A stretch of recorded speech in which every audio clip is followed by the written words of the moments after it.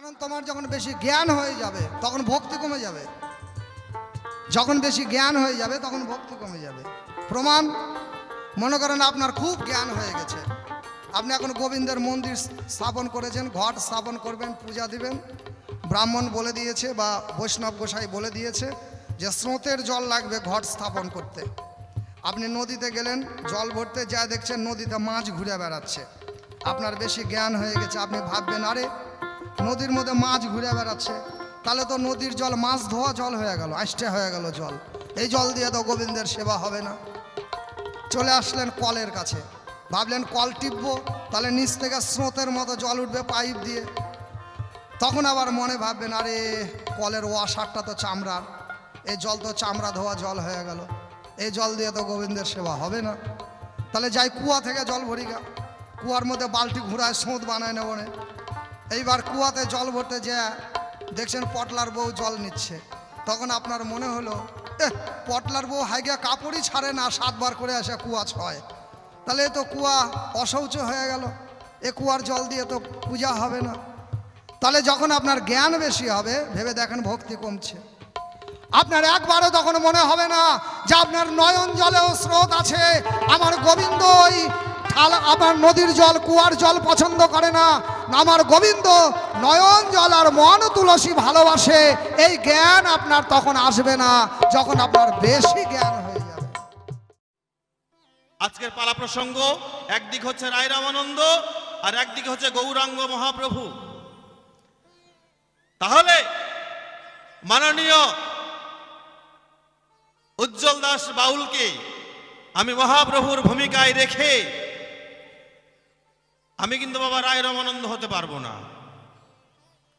এই রায় রামানন্দের পক্ষের উকিল হয়ে আমি তার কাছে বাবা কিছু জানতে চাইব।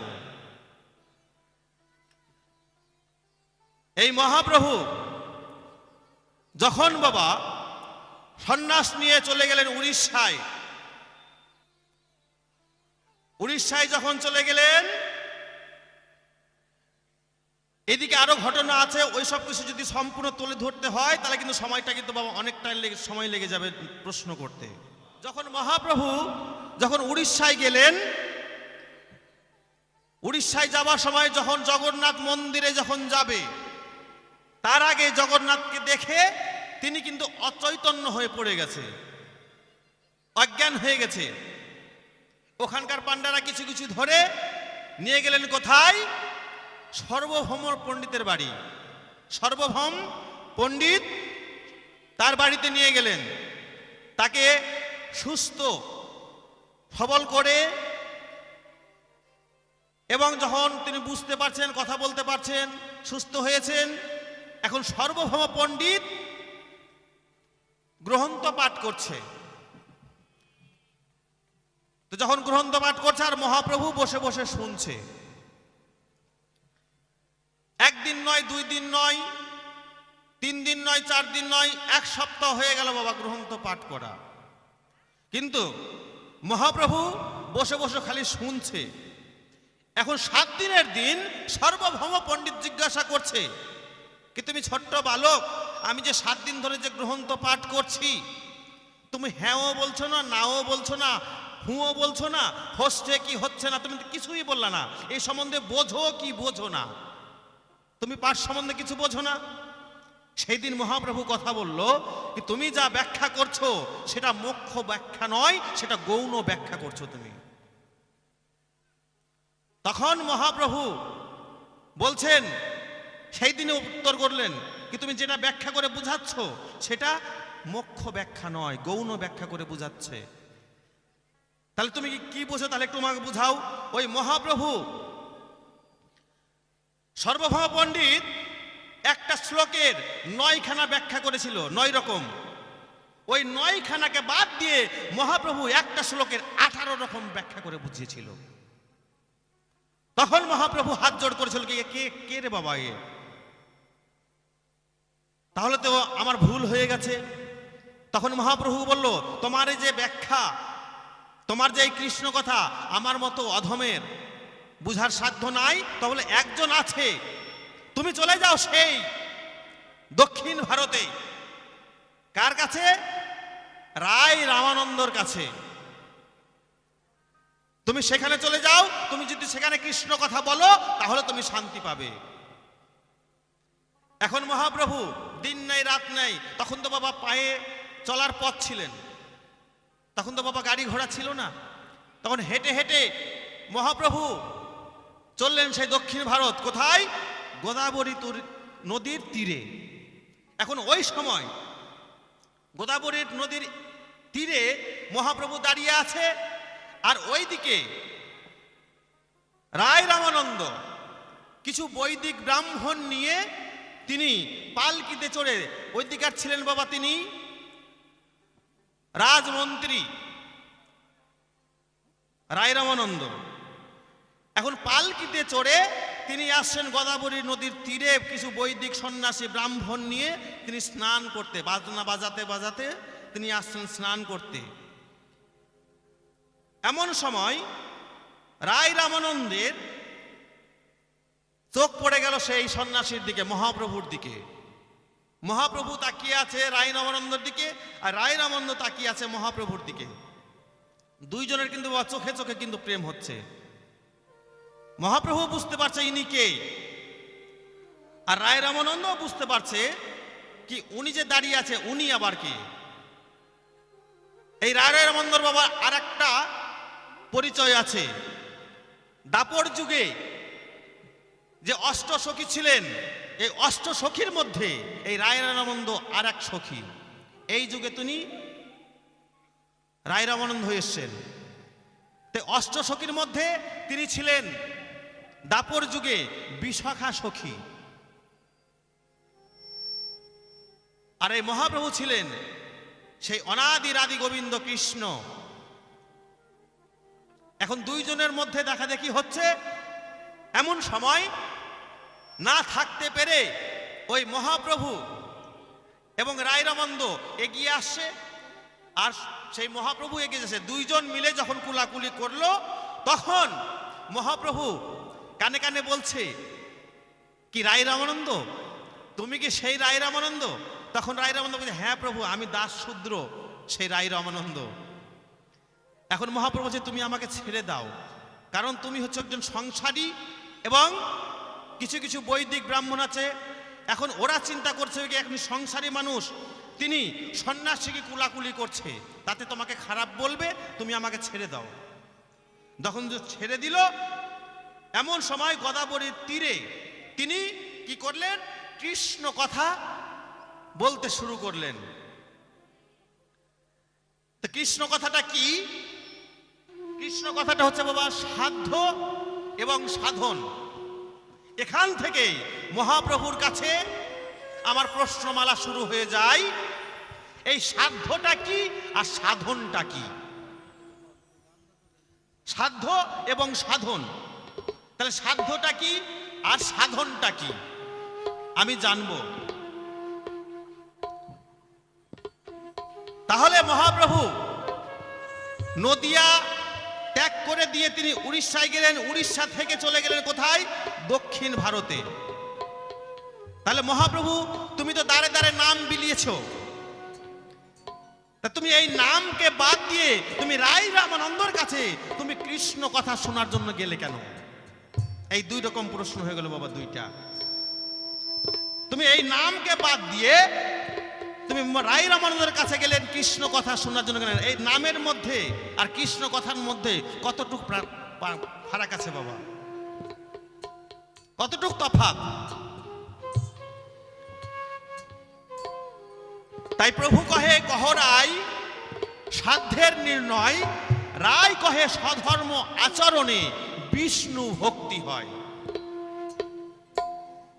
হ্যাঁ, রায় কহে কহ, প্রভু কহে কহ রায় সাধ্যের নির্ণয়, রায় কহে স্বধর্ম আচরণে বিষ্ণু ভক্তি হয়।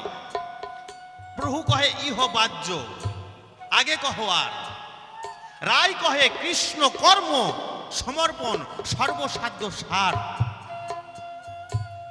তাহলে তুমি যাহা কিছু করো তুমি কৃষ্ণের চরণে অর্পণ করো। গীতায় কি বলছে? সর্বধর্ম পরিত্যাজ্যং মামেকং শরণং বজ্র অহং তহং সর্ব পাপভ্যয় মোক্ষ স্বামী মা শুচ। গীতাই বলছে তুমি চিন্তা করো না, তাহলে আমাদের শরণাগত হও। আর মহাপ্রভু বলছেন কি, গীতাকে বাদ দিয়ে বলছি ইহ বাহ্য আগে কহ আর। আমরা যা করি হে গোবিন্দ তুমি রক্ষা করো, তোমার চরণে আমি আত্ম মন প্রাণ সমর্পণ করলাম।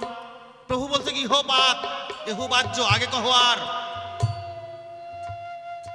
রাই কহে দাস্য ভক্তি সর্বসাধ্য সার, প্রভু কহে ইহ বাহ্য আগে কহ আর। রাই কহে বাৎসল্য ভক্তি সর্বসাধ্য সার, প্রভু কহে ইহ বাহ্য আগে কহ আর। রাই কহে জ্ঞান শূন্য ভক্তি সর্বসাধ্য সার, প্রভু কহে ইহ হয়। তাহলে এই তুমি চারটাকে তুমি বাদ দিলে কেন? তোমার কাছে জিজ্ঞাসা। যে গোবিন্দের চরণে আত্মমন প্রাণ সমর্পণ করেছে বাবা, এইটাই তো নিয়ম, তাহলে সেটাকে বাদ দিল। গীতার যে শ্লোক সর্বধর্ম পরিত্যাজ্যং মামেকং শরণং ব্রজ অহং তহং সর্ব পাপভ্যয় মোক্ষ স্বামী মা শুচ। তাহলে গীতার শ্লোকটাকে বাদ দিয়ে দিলেন, ইহ বাহ্য আগে কহ আর। তাহলে এই চারটাকে বাদ দিলে তুমি কেন? আর জ্ঞান শূন্য যখন বললো তখন বললেন কি ইহ হয়। তাহলে এই চারটাকে বাদ দিল, আর এটাকে চারটাকে বাহ্য বললেন, আর যখন জ্ঞান শূন্য বললেন তখন বলছে কি ইহ হয়। তাহলে জ্ঞান শূন্য ভক্তিটা কেমন, দাস্য ভক্তিটা কেমন, দাস্য প্রেমটা কেমন তুমি বাদ দিলে কেন মহাপ্রভু? তোমার কাছে আমি জানতে চাই। ওরে আতা গাছে তোতা পাখি রে, ওরে ডালিম গাছে মৌ, হিরে দাদার মরমরে থান, ঠাকুর দাদার বউ রে, আতা গাছে তোতা পাখি রে।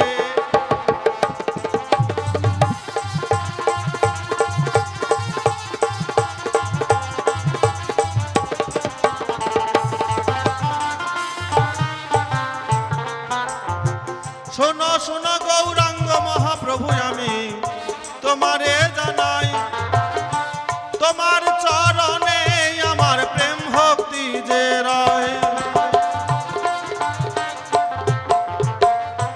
সাধ্য কি এবং সাধনটাই বা কি আমার জানা নাই, সঠিক সঠিক জবাব দেবে তুমি গৌরাঙ্গ গোসাই। প্রভু কহে কহ রাই সাধ্যেরও নির্ণয়, রাই কহে স্বধর্ম আচরণে তাদের বিষ্ণু ভক্তি হয়। তাহলে তুমি এটাকে বাহ্য বললে, ইহার কিবা কারণ আমি বুঝতে পারি নাই, ইহাকে কেন বাহ্য বললে প্রভু জানিব হেথায়।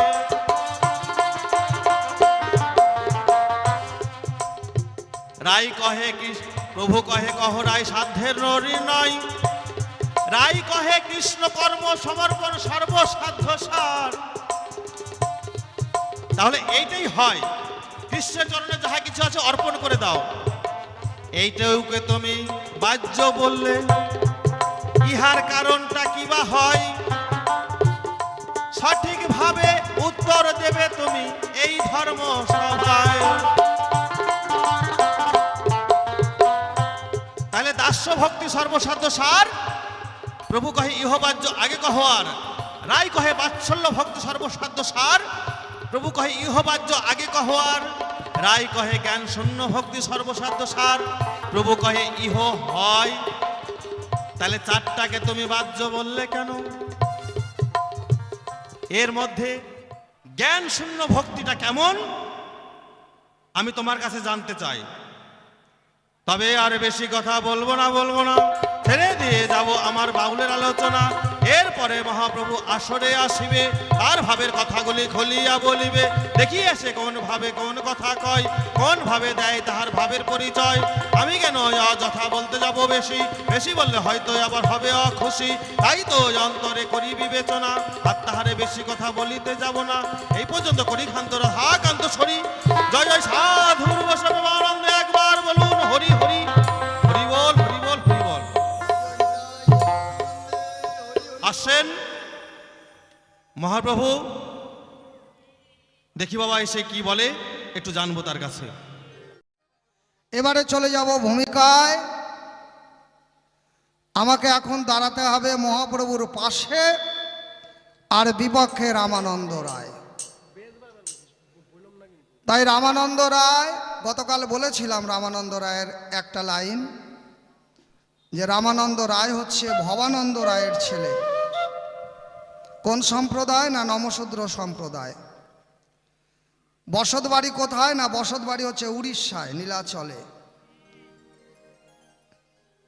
কি বলবো আপনাদের, স্থলে এই রামানন্দ রায় আর উড়িষ্যার রাজা প্রতাপরুদ্র রাজা, এরা দুজন বন্ধুদ্বয়। এরা বন্ধু। রামানন্দের বাবার নাম হচ্ছে ভবানন্দ, আর উড়িষ্যার রাজা প্রতাপরুদ্র রাজার বাবার নাম হচ্ছে পুরুষোত্তম রাজা। এই পুরুষোত্তম রাজা আর ভবানন্দ এরা ছিল বন্ধু, এরা বন্ধু ছিল। এবার এদের ছেলে হয়েছে, এদের ছেলেরাও আবার দুজনে হয়েছে বন্ধু। একজন রাজা আর একজন সাধারণ নাগরিক, কিন্তু ভক্ত প্রধান। কি বলি আপনাদের ঠাঁই, তোরা বাবায় বাবায় বন্ধু ছিল, এরা ছেলে ছেলে বন্ধু। তো এই যে রামানন্দ রায় যেখানকার রাজা, সেই জায়গার নাম হচ্ছে বিদ্যানগর, গোদাবরী নদীর ওপারে। তখন উড়িষ্যাটা, ওই বিদ্যানগরটা উড়িষ্যার মধ্যেই ছিল। উড়িষ্যা কিন্তু অনেক বড় রাজ্য ছিল বাবা, উড়িষ্যা অনেক বড় রাজ্য ছিল। উড়িষ্যাকে কেটে ছেটে ছোট করে দেওয়া হয়েছে স্বাধীনতার পরে। এই যে পশ্চিম মেদিনীপুর, এটাও আগে উড়িষ্যার মধ্যেই পড়তো, এখন যেটা বেঙ্গলের মধ্যে পড়ে। মেদিনীপুর জেলাটা উড়িষ্যার মধ্যে ছিল। ওদিকে গোদাবরী নদীর ওপারটা, বিদ্যানগরটা উড়িষ্যার মধ্যেই ছিল।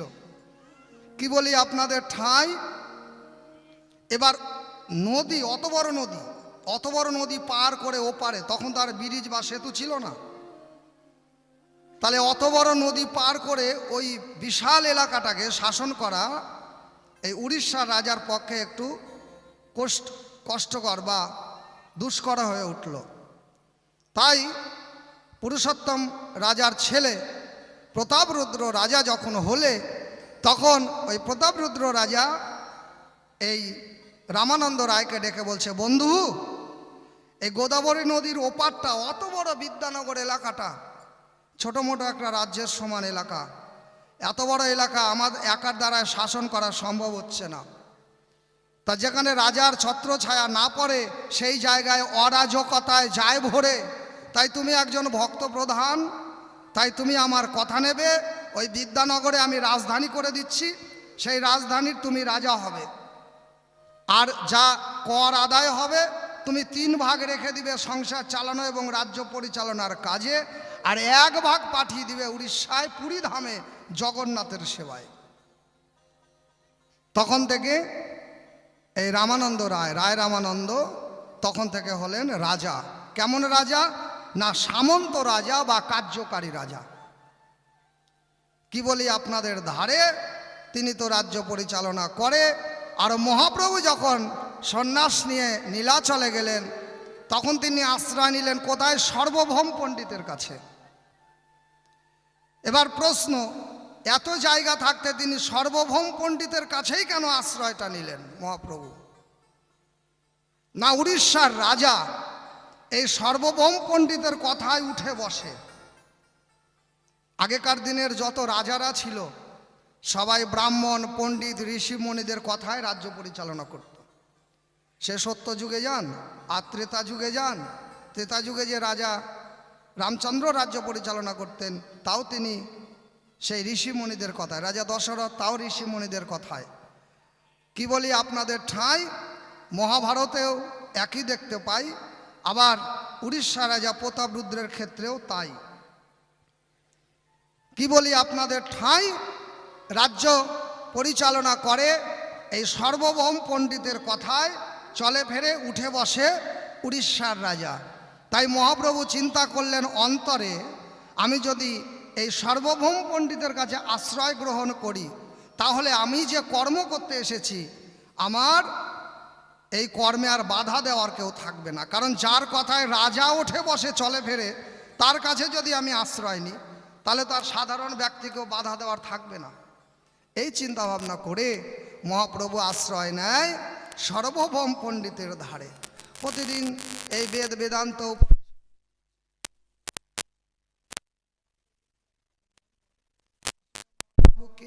মহাপ্রভু হচ্ছে আমার সেই ব্রজের কৃষ্ণ কানাই, রাধা অঙ্গ কৃষ্ণ অঙ্গ, দুই অঙ্গ এক অঙ্গ হয়ে এসেছে ধরায়। রাধারিন সুধিবার তরে রাধার ভাব কান্তি বিলাস লয়ে এসেছে এই ধরায়। রাধা যেমন কৃষ্ণ বলে কাঁদত, তাই মহাপ্রভু রাধারিন সুধিবার তরে কৃষ্ণ বলে কাঁদে আর গড়াগড়ি যায়। রাধা গোবিন্দ প্রেমানন্দে একবার হরি হরি বলেছে, হরি বল হরি বল হরি বল। তাই যতক্ষণে না মহাপ্রভু রাধা প্রেমের কথা শুনতে পাচ্ছে, যতক্ষণে না মহাপ্রভু কৃষ্ণ ভক্তির প্রাপ্তির কথা শুনতে পারছে, ওই বেদ বিধি উপনিষদের কথা শুনে, 4 বেদ 14 শাস্ত্র 18 পুরাণের কথা শুনে তার মহাপ্রভুর কোনো কাজ নাই। কারণ যত গ্রন্থ, যত পুরাণ আদি, যত মন্ত্র সব মহাপ্রভুর থেকেই, মানে ভগবানের থেকেই। আর ভগবানই তো মহাপ্রভু। হরি বল হরি বল। একটা গানে আছে, সর্বমন্ত্র যাহাতে স্থিতি কিবা মন্ত্র দিলেন গোসাই কেশব ভারতী। তাহলে তিনি সকল মন্ত্রের মন্ত্রী, সকল যন্ত্রের যন্ত্রী, যত বেদ পুরাণ উপনিষদ সবই তার অংশকলা বিশেষ। তাই তার কাছে তো আর নতুন করে কোনো শাস্ত্রগ্রন্থ শুনে মুখস্থ করার দরকার নাই। সে কি চায়? সে রাধা প্রেমের কথা শুনতে চায়, কৃষ্ণ ভক্তি প্রাপ্তির কথা শুনতে চায়। কি বলি আপনাদের ঠাঁই? তাই তখন বললেন সার্বভৌম পণ্ডিতের নিকটে যে পণ্ডিত মহাশয়, আপনার কাছে আমি একটু আজকে সাধ্য সাধন তত্ত্ব শুনতে চাই। জীবের সাধ্য কি আর সাধন কি? তাহলে সাধ্য কি আর সাধন কি? সাধ্য হচ্ছে আমার আরাধ্য দেবতা, আর সাধন হচ্ছে পথ বা রাস্তা। কোন পথে কোন রাস্তায় গেলে আমি আমার আরাধ্য দেবতাকে পাব, এ হচ্ছে সাধ্য সাধন। আপনি যদি শিব ভক্ত হন তাহলে আপনার সাধ্য শিব হবে।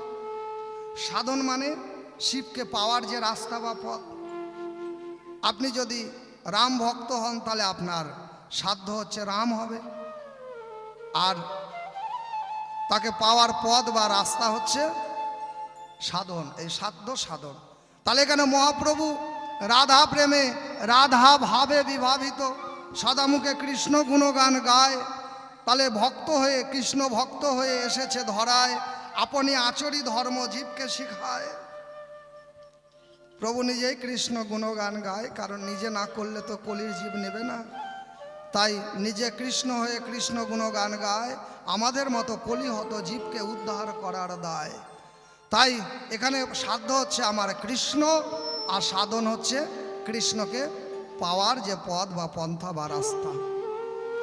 তাই তখন সার্বভৌম পণ্ডিত বললেন মহাপ্রভুকে যে মহাপ্রভু চৈতন্য গোসাই, এই সাধ্য সাধন তত্ত্ব যদি জানতে হয় তাহলে আপনি চলে যান গোদাবরী নদীর ওপারে বিদ্যানগরে, সেখানে আছে রামানন্দ রায়।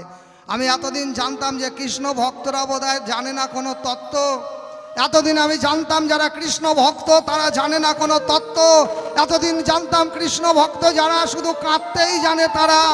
আজকে আপনার কাছে জানতে পেরে বুঝতে পারলাম যে সত্যি কৃষ্ণ ভক্তই জানে আমার গোবিন্দের প্রকৃত মাহাত্ম্য। হরিবল হরিবল হরিবল। তাই প্রভু চললেন একটা সুর আর ছন্দ দিয়ে, আসবো আপনাদের কাছে কিছু কথা নিয়ে। তাই সুর লাগাই, সুর আর ছন্দে এক এক করে কথাগুলো তুলে ধরতে চাই। জয় গুরু জয়, জয় গুরু জয়। হরে কৃষ্ণ বলো কৃষ্ণ কৃষ্ণ হরে হরে, হরে রাম রাম রাম হরে হরে, প্রভু বাহু তুলে হরি নাম করে, প্রভু নেচে নেচে হরি নাম করে। জয় জয় রাধা গোবিন্দ প্রেমানন্দে হরি বল হরি বল হরি বল হরি বল। হরি নাম করতে করতে প্রভু ওই গোদাবরী গেল, গোদাবরীর জলে স্নান করে অপেক্ষায় রহিল। আমাদের পশ্চিমবঙ্গে গঙ্গা স্নানে যাহা পুণ্য হয়, ওই গোদাবরীতে স্নান করিলে একই ফল পায়। আমরা গঙ্গায় চান করলে যে আমাদের পাপ তাপ ধুয়ে যায়, গোদাবরী নদীতে স্নান করলে একই পুণ্য ফল হয়, সেখানেও পাপ তাপ ধুয়ে যায়। তাই গোদাবরী নদীতে আমরা গঙ্গায় স্নানে যাই। আর দক্ষিণ ভারতের লোক বলে গোদাবরী স্নান, আমরা বলি চল গঙ্গা স্নান করে আসি, ওরা বলে চলো গোদাবরী স্নান করে আসি। তাহলে গোদাবরী স্নান করলে পাপ তাপ সব ধুয়ে মানুষের মোক্ষ প্রাপ্তি হয়। জয় গুরু জয়। তা কি বলি আপনাদের ঠাঁই। তাই মহাপ্রভু স্নান সেরে দাঁড়িয়ে রয়েছেন গোদাবরী নদীর তীরে। এবার রামানন্দ রায় পালকি করে তার সেনাবাহিনী নিয়ে, মন্ত্রী এবং তার পারিষদ নিয়ে, কিছু ব্রাহ্মণ পণ্ডিত নিয়ে তিনি আসছেন গোদাবরীতে স্নান করতে। তিনি প্রতিদিন আসে, যে কোনো দিন নদীতে চান করে না তাকেও জীবনে দুইবার যেতে হবে, একবার বাপ মরলে আর একবার মা মরলে। তারা কি করতে যাবে না, গঙ্গায় গিয়ে নদীতে গিয়ে মাথা মুন্ডন করে ওই গঙ্গায় তর্পণ করতে হবে পিতৃপুরুষের নামে, মাতৃপুরুষের নামে। মাতৃকুল পিতৃকুলের জন্যে তর্পণ করতে হয়। আর যারা দৈনিক নদীতে যায়, দৈনিক যারা তর্পণ করে, তারা কার জন্য করে? আমার গোবিন্দের জন্য করে। তো প্রত্যেক দিন রামানন্দ রায় আসে গোদাবরীতে তর্পণ করতে আসে। কার জন্য? আমার গোবিন্দের জন্য। হরি বল হরি বল। এখনো দেখবেন অনেক মানুষ আছে, অনেক সাধুগুরু বৈষ্ণব আছে, প্রতিদিন নদীতে যাবে স্নান করতে, কেউ আছে গঙ্গায় যাবে স্নান করতে। জয়দেব গোস্বামী 12 মাইল হেঁটে যেত গঙ্গায় স্নান করতে প্রতিদিন। এরকম অনেক প্রমাণ আছে। কেন যেত না? ওই ঈশ্বরের জন্য তর্পণ করতে যেত। হরি বল হরি বল। তাই রামানন্দ রায় পালকি সাজায়, সঙ্গে মন্ত্রী সেনাপতি আর সেনাবাহিনী নিয়া, ওই বাজনা বাজায় বাজায় আসিল চলিয়া। প্রশ্ন আসতে পারে যে বাজনা বাজিয়ে, বাদ্য বাজনা বাজিয়ে এত সেনাবাহিনী নিয়ে কেন স্নান করতে আসতো? সে তো ভগবানের নামে তর্পণ করতে আসে, তাই কি না? প্রশ্ন আসতেই পারে। এর উত্তর হচ্ছে, ধরেন আপনার পাড়ায় এখন মুখ্যমন্ত্রী আসলো, আপনার পাড়ায় মুখ্যমন্ত্রী আসলো আপনার পাড়ার কোনো মন্দিরে পূজা দিতে, মানসা করেছে পূজা দিতে। তো একা আসবে না তার সেনাবাহিনী নিয়ে আসবে? সেনাবাহিনী নিয়ে আসবে। তো একজন রাজা যখন আসে, কারণ অন্য কোনো ভিন রাজ্যের রাজা বা কোনো গুপ্ত শত্রু যেন আক্রমণ করতে না পারে, তার জন্য রাজারা যেখানে যায় সেনাবাহিনী নিয়েই যায়। এবার বাদ্য বাজনা কেন বাজাতে বাজাতে যেত না? বাদ্য বাজনার আওয়াজ শুনলে এই রাস্তাটা পরিষ্কার করে দিত জনে জনে, এই জন্য বাজনা বাজানোর প্রয়োজন ছিল। হয়তো আবার অনেকে মনে করতে পারে তার বাপের বিয়া লেগেছে এই জন্য বাজনা বাজায় প্রতিদিন, এরকম বলেছে আমাকে একজন এসে। উজ্জ্বলদা, রামানন্দ রায়ের কি বাপের বিয়া নাকি যে দৈনিক বাজনা বাজাতে বাজাতে যায়? আসলে বাদ্য বাজনা বাজলে যারা রাস্তায় ভিড় করে বা রাস্তায় কোনো কাজে লিপ্ত থাকে তারা যেন রাস্তাটা পরিষ্কার করে দেয়, এই কারণ। এসে দেখে রায় রামানন্দ ওই গোদাবরীর তীর আলো করে দাঁড়ায় একটা রূপেরই মানুষ। এমন রূপের ছটা দেখে তার উড়ে গেল হুঁশ। এত রূপের মানুষ, এত রূপের মানুষ তো কোনোদিন দেখিনি। শতকোটি চন্দ্র সম, শতকোটি সূর্য সম রূপের কিরণ মহাপ্রভুর বদন থেকে ঠিকরে বেরিয়ে আসছে। একটা সূর্যের দিকে তাকানো যায় না, চোখ ঝলসে যায়। আর শত কোটি চন্দ্র সূর্যের কিরণ মহাপ্রভুর অঙ্গ থেকে জ্যোতির্ময় রূপে বেরিয়ে আসছে, কিন্তু সূর্যের জ্যোতির দিকে তাকানো যায় না। আর মহাপ্রভু রূপের দিকে যত দেখছে তত যেন চক্ষু, মন, প্রাণ, আত্মা শীতল হয়ে যাচ্ছে, যেন ভেতরে তার ভক্তির সঞ্চার ঘটছে। বাবা এইবারে কাছে গিয়ে প্রণাম করে জানতে চাইল পরিচয়। মহাপ্রভু বলে, আমি নদীয়ার নিমাই, দীক্ষা নিয়ে আমি গৌর হরি, আর সন্ন্যাস নিয়ে চৈতন্য গোসাই। রামানন্দ বলছে, প্রভু আপনার পরিচয়?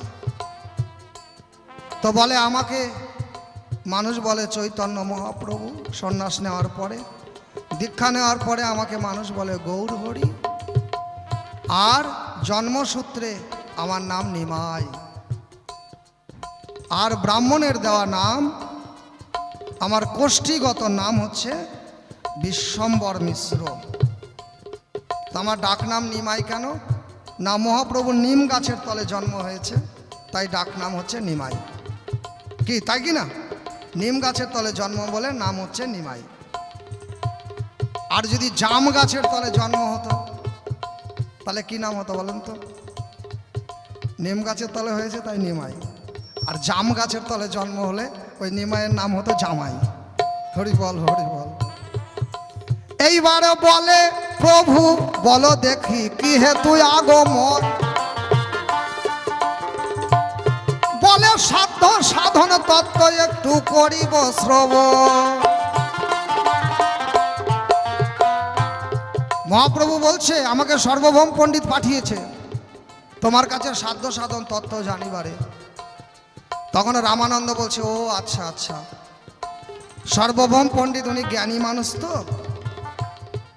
তাই আমাকে খুব ভালোবাসেন, তাই তার নিজের আপনাকে দর্শন করার সুযোগ হয়েছে এবং আমাকেও দর্শন করার সুযোগ করে দিয়েছে। দেখেন, ভক্ত আর পণ্ডিতের মধ্যে ব্যবধান। এটা যদি পণ্ডিত হতো তাহলে কিন্তু এরকম বলতো না। যারা বেশি পণ্ডিত তারা কি বলতো? পণ্ডিত হলে বলতো, ও বুঝতে পেরেছি, এই সাধ্য সাধন তত্ত্ব ও জানে না, তাই আমার কাছে পাঠিয়েছে, আমি কি ওর চাইতে কম জানি নাকি? এগুলো হচ্ছে পণ্ডিতদের ডায়লগ।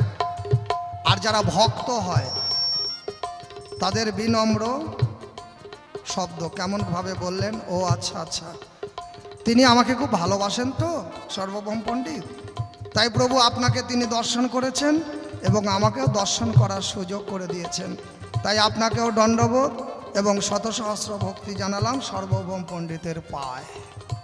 ভক্তদের এইরকমই বিনম্র আবেদনপূর্বক ভাষা হয়। হরি বল, হরি বল।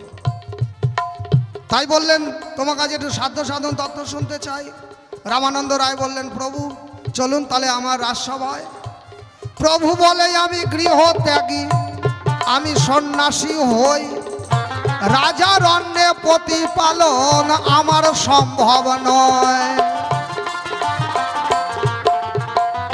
আমাদের হচ্ছে নিত্য ভিক্ষা আর তনুরক্ষা।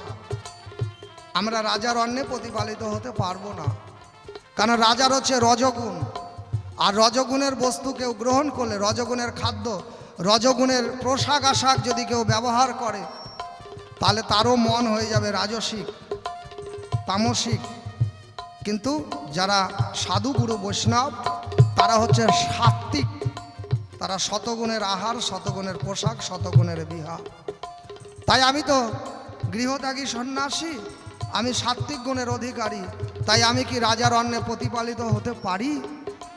তুমি এক কাজ করো, আমি এই নদীর কূলে এই দ্বিজ ব্রাহ্মণের ঘরে আশ্রয় নিচ্ছি, আতিথ্য গ্রহণ করছি, তুমি সন্ধ্যাকালে এসো। এইবারে সন্ধ্যাবেলা আসলেন রামানন্দ রায়, মাত্রই একজন পারিষদ লইয়া। ওরে নামা বলি আর বহির্বাস দ্বাদশ অঙ্গে তিলক দিয়া।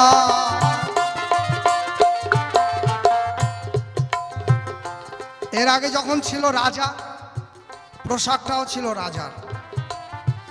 আর এখন তো তিনি রাজা হয়ে আসেননি, তিনি এখন ভক্ত হয়ে আসছেন, তাই তার পোশাক আশাক ভক্ত।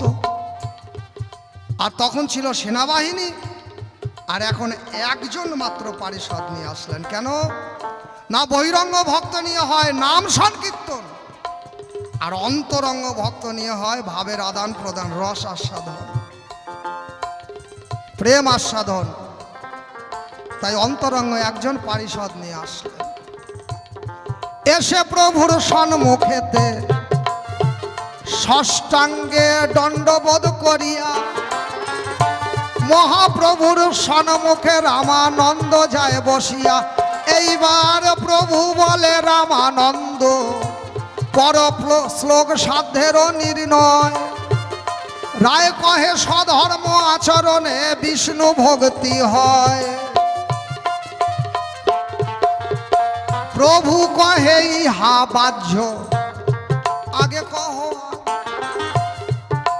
রায় কহে এইটা বাহ্য করার বলো কি দরকার।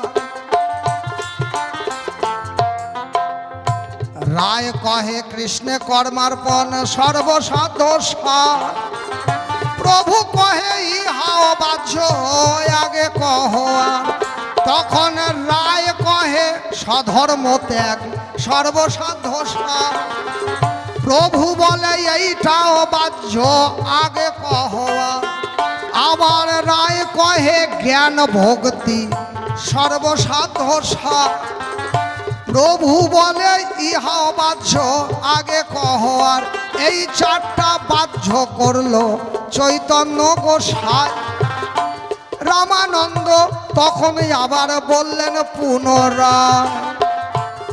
রামানন্দ বলছে দাস্য প্রেম সর্বসাধ্য সার। প্রভু কহে ইহা হয়, আগে কহ। রায় কহে জ্ঞান শূন্য ভক্তি সর্বসাধ্য সার। প্রভু কহে ইহাও হয়, আগে কহ। রায় কহে প্রেম ভক্তি সর্বসাধ্য সার। প্রভু বলে ইহা হয়, আগে কহ। প্রথমে চারটা তোমার ব্রাহ্যের কথা, মানে বাইরের কথা। বাহ্য মানে বাদ দিয়ে দিলাম না। তুমি ভেবেছো আমি এটা বাদ দিয়ে দিলাম? না, বাদ দেইনি, এটা বাহ্যের কথা, মানে বাইরের কথা। আর তিনটা বললাম হয়, এটা উত্তম নয়, এটা উত্তম নয়, বা অতি উত্তম নয়, মহা উত্তম নয়, শ্রেষ্ঠ বা সর্বশ্রেষ্ঠ কোনোটাই নয়, এটা হয়। হরিবল হরিবল, এটা হয়। তাহলে আমি তোমার কাছে উত্তম বা অতি উত্তম বা মহোত্তম বা সর্বোত্তম সাধ্য সাধন কি জানার বাসনা করেছি। রায় কহে স্বধর্ম আচরণে বিষ্ণু ভক্তি, আর তুমি এটা বাদ দিলে কেন? তুমি গীতাতে তোর কৃষ্ণ যখন ছিলে, কি বলি আপনাদের ঠাঁই, যে রামানন্দ রায় পূর্বজন্মে ছিলেন অর্জুন। অর্জুন আর বিশাখা সখীর যুগল তনু হচ্ছে এই রামানন্দ রায়। আর রাধা অঙ্গ আর কৃষ্ণ অঙ্গ, দুই অঙ্গ এক অঙ্গ হয়ে আমার নদের গোড়া রায়। তাহলে খুব কাছে থেকে অর্জুন হয়ে খুব কাছে থেকে কৃষ্ণকে আস্বাদন করেছে। তাই বললেন তুমি গীতায় বলেছিলে স্বধর্মে নিধনং সেও পরধর্ম ভয়াবহ। স্বধর্মে নিধনং সেও পরধর্ম ভয়াবহ। আর আমি যখন তোমাকে বললাম স্বধর্ম আচরণে বিষ্ণু ভক্তি হয়, তাহলে এইটা আমার ক্ষেত্রে বাদ দিলে কেন? তাহলে তুমি গীতার বাক্য, গীতায় যেটা বলেছিলে সেটা কি তুমি ঠিক বলেছিলে না? আর সেটা যদি ঠিক বলে থাকো, তাহলে আমারটা ভুল কি করে হয়? আমি কৃষ্ণ প্রাপ্তির কথা, কৃষ্ণ ভক্তির কথা, রাধা প্রেমের কথা শুনতে চাই। বিষ্ণু ভক্তি আর কৃষ্ণ ভক্তি এক জিনিস নয়। বিষ্ণু মানে নারায়ণ। যারা লক্ষ্মী নারায়ণের পূজা করে প্রত্যেক ঘরে ঘরে, তারা বাড়ি গাড়ি সোনা দানা টাকা পয়সা চায় গো অন্তরে। যারা বিষ্ণু ভক্ত, নারায়ণ ভক্ত, তারা বাড়িতে লক্ষ্মী নারায়ণ পূজা করে কি চায় ঠাকুরের কাছে? যেন আপনি লক্ষ্মী নারায়ণ পূজা করেছেন, এবার আপনি ঠাকুরের কাছে প্রণাম করে বলছেন, ঠাকুর বাড়িটা যেন 5 তলা বানাতে পারি ঠাকুর। এই যে সামনে ভক্তপাড়ার ভবনটা আছে, এর চাইতে বড় যেন একটা ভবন করতে পারি ঠাকুর। যেন সামনে জমিটা বিক্রি আছে ঠাকুর, 10 লাখ জোগাড় করেছি, আর 2 লাখ হলেই জমিটা কিনতে পারবো ঠাকুর, একটু কৃপা করো ঠাকুর। একটু বাড়ি গাড়ি মান যশ খ্যাতি এইসব একটু দেখো ঠাকুর। এটা আপনি প্রণাম করে ঠাকুরের কাছে চাইছেন। আপনার বউ আবার মা লক্ষ্মীর কাছে প্রণাম করে চাইছে, মা লক্ষ্মী একটু তুমি ধনে ধান্যে পুষ্পে একটু ফুলে ফাইপে আসো মা লক্ষ্মী। জমিতে এবার 20 মণ ধান হয়েছিল মা লক্ষ্মী, এবার যেন 30 মণ হয় মা লক্ষ্মী, একটু দেখো। তারপরে সোনার মালাটা লেড়ে বলবে, মা লক্ষ্মী সোনার মালাটা পাতলা হয়ে গেছে মা, এবার যেন একটু মোটা করে মালা বানাতে পারি মা, একটু দেখো। মা লক্ষ্মী একটু চাকরিওয়ালা ছেলে দেখে যেন মেয়ের বিয়েটা দিতে পারি মা লক্ষ্মী, একটু দেখো। এসব খালি দেও আর দেও, দেও আর দেও, খালি চায় আর চায়। আর কৃষ্ণ ভক্ত যারা, তারা কি বলে, হে ঠাকুর, হে গোবিন্দ, কবে আমার এই বাড়ি গাড়ি ধন সম্পত্তি, কবে আমার বিষয় ছেড়ে শুদ্ধ হবে মন, কবে আমি তিলক কেটে কপি নেটে যাব সেই মধুর বৃন্দাবন। জয় জয় রাধা গোবিন্দ প্রেমানন্দ, একবার হরি হরি বল, মন হরি বল, হরি বল। যেমন মেবারের রানী মীরাবাই মেবার রাজ্যের মহারানী ছিল, আবার লালা বাবু জগৎ শেঠ, তারাও কি বলো কম ধনী হলো। তারা সব ধন সম্পত্তি ফেলে দিয়ে বৃন্দাবনে যায়, নিত্য ভিক্ষাত অনুরক্ষায় আর কৃষ্ণ গুণ গায়। তারা পার্থিব ধন চায় না, সোনাদানা টাকা পয়সা বাড়ি গাড়ি চায় না, তারা একমাত্র কৃষ্ণ ধনে ধনী হতে চায়। হরি বল, হরি বল। তাহলে বিষ্ণু ভক্তি আর কৃষ্ণ ভক্তির মধ্যে ব্যবধান আছে। এই জন্য তোমাকে বললাম ইহা বাহ্য, মানে এটা বাইরের কথা, ভেতরের কথা নয়। মানে আস্তে আস্তে 1 মিনিট একটু আরেকটু বুঝিয়ে দিই আমি রামানন্দকে। মানে ব্রাহ্যের কথা, বাইরের কথা, ভেতরের কথা নয়। মনে করেন আপনি এখানে একটা মন্দির বানিয়েছেন, মন্দিরটা মনে করেন 100 ফিট হাইট। 100 ফিট মানে কম করেও 9 তলা বিল্ডিংয়ের সমান, 9-10 তলা বিল্ডিংয়ের সমান। এবার আমি আপনাকে জিজ্ঞাসা, এবার মন্দিরের উপরে চূড়া দিয়েছেন, চূড়াতে বড় একটা কলসি বসিয়েছেন, চাঁদি দিয়ে বানিয়েছেন, কলসির উপরে আবার একটা সোনার ঘট বসিয়েছেন। তো আমি আপনাকে জিজ্ঞাসা করলাম যে তোমার এই যে চূড়াটা যে বানিয়েছ, মন্দিরের চূড়াটা, ওই চূড়ার উপরে তোমার কয় কেজি চাঁদি আর কয় কেজি সোনার আছে, মানে সোনার কলসি আর ঘট কয় কেজি আছে? আর আপনি আমাকে উত্তর দিলেন যে মাটির তলে 40 ইঞ্চি ওয়াল আছে। বলেন, প্রশ্ন করেছি কি যে আপনার এই মন্দিরের চূড়ার উপরে কয় কেজি সোনার কয় কেজি চাঁদি আছে, আর আপনি বললেন যে আমার এই মন্দিরের নিচে যে ভিতটা ওইটা 40 ইঞ্চি আছে। তাহলে আমার প্রশ্ন এক জায়গায়, আপনার উত্তর আর এক জায়গায়, কিন্তু আপনারটা ঠিক। ওই মন্দিরের নিচে 40 ইঞ্চি ওয়াল আছে মাটির তলে, কারণ প্রথমে 40 ইঞ্চি, তারপরে 35 ইঞ্চি, তারপরে 30 ইঞ্চি, তারপরে 20 ইঞ্চি, তারপরে 25 ইঞ্চি, তারপরে 10 ইঞ্চি, তারপরে 5 ইঞ্চি দিয়ে চূড়া করে তার উপরে আপনি চাঁদির কলসি দিয়ে উপরে সোনার ঘট বসিয়েছেন। তাহলে আমি আপনাকে জিজ্ঞাসা করলাম কি না, জিজ্ঞাসা করলাম চূড়ামণির কথা, আর আপনি বললেন মাটির তলে 40 ইঞ্চি ওয়াল আছে। তাহলে আপনার কথা ঠিক, কিন্তু আমার যেটা প্রশ্ন সেটার উত্তর হলো না। ধরেন আমি আপনাকে ইউনিভার্সিটি থেকে, বিশ্ববিদ্যালয় থেকে একটা প্রশ্ন করলাম।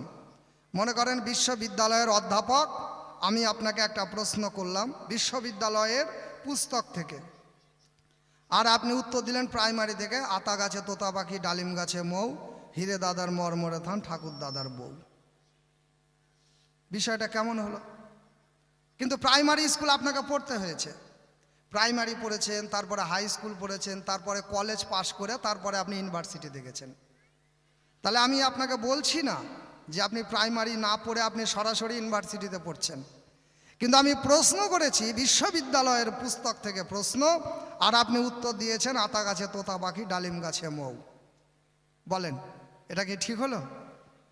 তাহলে তোমার কথা ঠিক আছে, এই জন্য বললাম এটা ব্রাহ্য, মানে এটা বাইরের কথা, ভেতরের কথা নয়। তারপরে বললেন কৃষ্ণ কর্মার্পণ সর্বসাধ্য সার, প্রভু কয় ইহা বাহ্য আগে কহ। আর রামানন্দ রায় কয় প্রভু অর্জুন যখন যুদ্ধ করতে চায়নি, অর্জুন যখন বলেছিল হে কৃষ্ণ কানাই আমি আমাদের আত্মীয় স্বজনকে বধ করলে আমার পাপ হবে, তুমি তখন বলেছিলে যে সর্বধর্ম পরিত্যাজ্যং মমেকং শরণম ব্রজ অহং তং সর্বপাপে মুমুক্ষুস্য বিমুচ্যতে, তুমি বলেছিলে গীতার পাতায়। আর এখন আমার বেলায় এসে কৃষ্ণ কর্মার্পণ বাদ দিলে কেন আমি জানতে চাই। তাহলে তোমায় আমি এটা বলবো যে তখনকার হিসাব আর এখনকার হিসাব এক করলে হবে না বাবা। সত্যযুগের মানুষের ছিল ইচ্ছা মৃত্যু, ত্রেতা যুগের মানুষের ছিল 10,000 বছর আয়ু, দাপর যুগের মানুষের ছিল 1000 বছর আয়ু, সত্যযুগের মানুষের ছিল মজ্জাগত প্রাণ, ত্রেতা যুগের মানুষের ছিল অস্থিগত প্রাণ, দাপর যুগের মানুষের ছিল চর্মগত প্রাণ আর কৃষ্ণগত মন, আর আমাদের কলিযুগের মানুষের অন্নগত প্রাণ আর যোনিগত মন। তাহলে কলিযুগের মানুষের অন্নগত প্রাণ মানে ভাত মাছ না খেলে বাঁচবে না, মাছ নাই বা খেলেন, ভাত না হলে রুটি, রুটি না খেলে সাবু, কিছু না কিছু খাইতেই হবে না তো বাঁচবেন না। তাহলে অন্নগত প্রাণ আর যোনিগত মন, মানে আপনি বুড়া হয়ে যাবেন তাও মনটা ওখানেই পড়ে থাকবে। হ্যাঁ সত্যি, রাধে রাধে। মনে করেন একটা 80 বছরের বুড়া নাতির বিয়ে দিয়েছে, এবার নাতি আর নাতি বউ এসে প্রণাম করছে, এবার দাদু আশীর্বাদ করছে ভালো থাক সুখে থাক, ভালো করে সংসার কর, আনন্দে থাক। আর মনে মনে বলছে আমারও একদিন এরকম ছিল রে, ওহ লোহার কালাই চাবায় গুঁড়া করে ফালাই দিচ্ছি রে নাতি বউ, এখন তো করেই বাজার, হরিবল হরিবল, মনে মনে কিন্তু এটা বলছে। আর ওই বিয়ের রাতের কথা মনে পড়ছে যে আমার বিয়ের রাত কেমন গেছে, হরিবল হরিবল, কেমন করে আমি টুনটুনির বাবা হয়েছি এইটা মনে মনে ভাবছে, আর আশীর্বাদ করছে নাতি আর নাতি বউকে। তাহলে মনটা এখনো ওখানেই পড়ে আছে। তাহলে ওই দাপর যুগ আর কলি যুগ এক করলে হবে না। তারপরে কৃষ্ণে কর্মার্পণ, তোমার কি আছে তুমি কি দিতে পারো? আমার দেহের যে রক্ত মাংস চর্ম চুল এটা মায়ের, আর মণিমগজ দন্তহার এটা বাবার, আর এই যে আমার চলা বলা জ্ঞান গরিমা অর্থ করি টাকা পয়সা এইসব যা কিছু আছে সব গুরুর, মানে বাবার 4 মায়ের 4 গুরুর দেওয়া 10, 18 মোকাম তত্ত্বে আমার দেহখানা বস। আমার আছে কি, আমি কি দিতে পারি কৃষ্ণকে? আর কৃষ্ণ কি ভিখারি নাকি যে তোমার কাছে চেয়ে বেড়াবে? হরিবল হরিবল, রাধে রাধে। কৃষ্ণ কর্মার্পণ সর্বসাধ্য সার, আমি বললাম ইহা বাহ্য, মানে এটা বাইরের কথা, মানে বাদ দিয়ে দিলাম না যে না এটা চলবে না, এটা হটাও, এটা বললাম না, বললাম এটা বাহ্য, এটা বাইরের কথা। দরকার আছে কিন্তু আমার প্রশ্নের উত্তর এটা নয়, তাই বললাম বাহ্যের কথা। যখন বলে জ্ঞান ভক্তি সর্বসাধ্য সার, প্রভু কয় ইহা বাহ্য আগে কহ। যখন বলে জ্ঞান ভক্তি, প্রভু বলছে এটাও বাহ্য, কারণ তোমার যখন বেশি জ্ঞান হয়ে যাবে তখন ভক্তি কমে যাবে, যখন বেশি জ্ঞান হয়ে যাবে তখন ভক্তি কমে যাবে। প্রমাণ, মনে করেন আপনার খুব জ্ঞান হয়ে গেছে, আপনি এখন গোবিন্দের মন্দির স্থাপন করেছেন, ঘট স্থাপন করবেন, পূজা দিবেন, ব্রাহ্মণ বলে দিয়েছে বা বৈষ্ণব গোসাই বলে দিয়েছে যে স্রোতের জল লাগবে ঘট স্থাপন করতে। আপনি নদীতে গেলেন জল ভরতে, যা দেখছেন নদীতে মাছ ঘুরে বেড়াচ্ছে, আপনার বেশি জ্ঞান হয়ে গেছে, আপনি ভাববেন আরে নদীর মধ্যে মাছ ঘুরে বেড়াচ্ছে, তাহলে তো নদীর জল মাছ ধোয়া জল হয়ে গেল, আষ্টে হয়ে গেল জল, এই জল দিয়ে তো গোবিন্দের সেবা হবে না। চলে আসলেন কলের কাছে, ভাবলেন কল টিপবো, তাহলে নিচ থেকে স্রোতের মতো জল উঠবে পাইপ দিয়ে, তখন আবার মনে ভাববেন আরে কলের ওয়াশারটা তো চামড়ার, এই জল তো চামড়া ধোয়া জল হয়ে গেল, এই জল দিয়ে তো গোবিন্দের সেবা হবে না, তাহলে যাই কুয়া থেকে জল ভরি গা, কুয়ার মধ্যে বালতি ঘুরায় স্রোত বানায় নেব না। এইবার কুয়াতে জল ভরতে যা দেখছেন পটলার বউ জল নিচ্ছে, তখন আপনার মনে হলো পটলার বউ হাইগা কাপড়ই ছাড়ে না, 7 বার করে আসে কুয়া ছয়, তাহলে তো কুয়া অশৌচ হয়ে গেল, এ কুয়ার জল দিয়ে তো পূজা হবে না। তাহলে যখন আপনার জ্ঞান বেশি হবে ভেবে দেখেন ভক্তি কমছে, আপনার একবারও তখন মনে হবে না যে আপনার নয়ন জলেও স্রোত আছে, আমার গোবিন্দই আমার নদীর জল কুয়ার জল পছন্দ করে না, আমার গোবিন্দ নয়ন জল আর মন তুলসী ভালোবাসে, এই জ্ঞান আপনার তখন আসবে না যখন আপনার বেশি জ্ঞান হয়ে যাবে। তাই বললাম ইহা বাহ্য আগে কম। বলে স্বধর্ম ত্যাগ সর্বসাধ্য সার, প্রভু বলে এটাও বাহ্য। তো বলছে তুমি স্বধর্ম আচরণে কৃষ্ণ ভক্তি হয়, এটাকে বাহ্য করলে, আবার স্বধর্ম ত্যাগ আচরণ করলেও বলছো বাহ্য, আবার ত্যাগ করলেও বলছো বাহ্য। আচরণ করলে যদি বাহ্য হয় তাহলে ত্যাগ করলে তো আর বাহ্য হবে না, তাও বাহ্য কেন বললে? তার কারণ স্বধর্ম বলতে কি বুঝি? স্বধর্মই আচরণ মানে বিয়ের আগে ব্রহ্মচার্য, বিয়ের পরে গারস্থ, তারপরে বানপ্রস্থ, তারপরে হয় সন্ন্যাস। শোনো শোনো একটুখানি বলি তোমার পাশ। বলো বলো বিয়ের আগে কয়জন ব্রহ্মচার্য পালন করতে পারে? এই কলিযুগের মানুষ যোগ বলি তোমার ধারে। ব্রহ্মচার্য কখন পালন করতে পারে? যখন কারো সদ্গুরুর কৃপা হয় তখন থেকে সে ব্রহ্মচার্য পালন করতে পারে। যখন কারো সদ্গুরুর কৃপা হয় তখন সাধন ভজনের দ্বারায়, রেচক পুরো কুম্ভকাদির দ্বারায়, গুণবানের দ্বারায়, গুরু কর্মের দ্বারায়, উজান রতির দ্বারায়। বুঝে নেবেন, কারণ পালাটা এমনই, আমি যদি সব খুলে বলতে চাই সারা রাত পার হয়ে যাবে, মুরারি গোসাই চান্সই পাবে না। এই জন্য আমি মানে কিঞ্চিত কিঞ্চিত বলে যাচ্ছি। গুণবানের দ্বারায়, রেচক পুরো কুম্ভকের দ্বারায়, আসনের দ্বারায়, প্রাণায়ামের দ্বারায়, পঞ্চভূতের কর্মর দ্বারায় এই ভাঙা দেহকে চাঙ্গা করতে হয়। আর সদ্গুরুর কৃপা হলে উজান রতি যারা শিখেছে, যাদের ধারা উল্টে গেছে, ধারা উল্টে রাধা হয়েছে, তখন সে ব্রহ্মচার্য পালন করতে শিখেছে, তার আগে নয়। ততদিনে তার ব্রহ্মচার্য ছিল না, ততদিনে তো তুমি ব্রহ্ম অত্যাচারী ছিল বাবা। হরিবল হরিবল। বিয়ের আগে ব্রহ্মচার্য, আচ্ছা বলেন তো কয়জন পারে ব্রহ্মচার্য রক্ষা করতে? যখন বিয়ের বয়স হয়ে যায়, বিয়ে হতে একটু দেরি হয়, তখন দেখবেন কত ছেলে, কারো বৌদি ফিটিং আছে, আবার কারো বিয়ানের সাথে চক্কর আছে, কেউ আবার বাপের বেশি পয়সা নিয়ে চলে যায় মালদায়, কলকাতায়, মালদা কলকাতায় সোনাগাছি চলে যায়। হরিবল হরিবল। সোনাকে ডুব দিয়ে মালের করে ক্ষয়, পিতৃধনের যত মাল মশলা থাকে সেটাকে পরাজয় ঘটায়। কি বলি আপনাদের ঠাঁই? তাহলে ব্রহ্মচার্য গেল। হয়তো আপনি বলবেন না আমি কোনোদিন কোনো বাজে জায়গায় যাইনি, আমার বৌদি ফিটিং নাই। তাহলে দেখা গেল আপনি কোনোদিন রাত্রিবেলা ঐশ্বর্য রায় শ্রীদেবীর স্বপ্ন দেখেছেন, স্বপ্ন দেখে বিছানা কাঁথা নষ্ট করেছেন। হরিবল হরিবল। স্বপ্নে বেড়া ছেলের হয় না এরকম? স্বপ্নে দেখছেন যে শ্রীদেবীর সঙ্গে আপনার বিয়া হলো, শ্রীদেবীকে নিয়ে বাসর ঘর করছেন, হঠাৎ করে ঘুম ভেঙে গেল, শ্রীদেবীও নাই, বাসর ঘরও নাই, কাপড় চোপড় নষ্ট, বিছানা কাঁথা নষ্ট। হরিবল হরিবল। তাহলে ব্রহ্মচার্য গেল, যারে খাঁটি বাংলায় স্বপ্ন দোষ কয়। আচ্ছা আপনি বললেন না আমার স্বপ্ন দোষও কোনোদিন হয় নাই, তারপরেও আপনার ব্রহ্মচার্য নষ্ট হয়েছে। কিভাবে? চোখে পিছুটি রূপে, কানে পুঁচ রূপে, নাকে সর্দি রূপে, মুখে কপ রূপে, ঘাম হয়ে ঘামের সাথে লোমকূপ দিয়ে, আমাশা পায়খানা হয়ে পায়খানার সাথে, বিভিন্নভাবে আপনার ব্রহ্মচার্য গেছে। তারপরেও শুধু এক জায়গায় ব্রহ্মচার্য থাকলে হবে না, চোখের ব্রহ্মচার্য লাগবে, চোখ দিয়ে কোনো কুদর্শন করা হবে না। কানের ব্রহ্মচার্য লাগবে, কান দিয়ে কোনো বাজে কথা শোনা হবে না, আন কথা শোনা হবে না। মুখের ব্রহ্মচার্য লাগবে, মুখ দিয়ে কখনো আন কথা বাজে কথা বলা যাবে না। হাতের ব্রহ্মচার্য লাগবে, হাত দিয়ে কোনো অপকর্ম করা যাবে না। অন্তরে হৃদয়ের ব্রহ্মচার্য লাগবে, হৃদয়ে কোনো কুভাবনা ভাবা যাবে না। পায়ের ব্রহ্মচার্য লাগবে, পা দিয়ে কোনো বাজে জায়গা, নোংরা কুচ্ছিত জায়গায় যাওয়া যাবে না। সর্বাঙ্গীন ব্রহ্মচার্য পালন করলেই তার ব্রহ্মচার্য পালন করা হইল। এবার তুমি ভেবে চিনতে বলো। তারপরে গারস্থ, বানপ্রস্থ, সন্ন্যাস, পরেরটি বাদই দিলাম বাবা। আমাদের কি সংসারই ঠিক মতো করা হয়? আমাদের সংসার শব্দের সংসার মানে আমাদের খালি সং সাজা হয়েছে বাবা সংসারে। হরিবল হরিবল। সংসার মানে সং সাজাটাই হয়েছে সার।